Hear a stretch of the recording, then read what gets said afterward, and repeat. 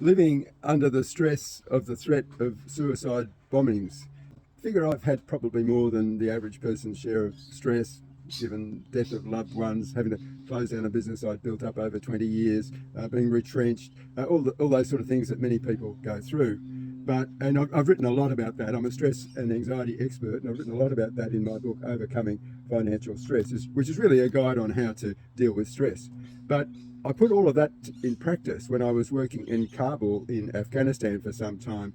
My son had a business over there doing medical evacuations of people who were ill or injured or wounded or deceased, and he needed a break. So I went over there to manage the business.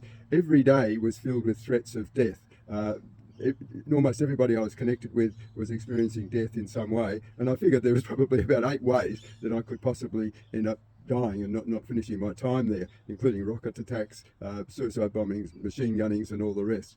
In fact, I think 3 or 4 of the places that I visited in my time there ended up having suicide bombing attacks. So I felt very lucky to get away from there alive. But it gave me a chance to put into practice all the stuff that I teach my clients that I'm working with who are dealing with stress and anxiety in probably much more normal circumstances. So if you want some help with that, certainly feel free to reach out. I've had a lot of experience with stress and anxiety and help a lot of people with it. So I look forward to talking to you about that.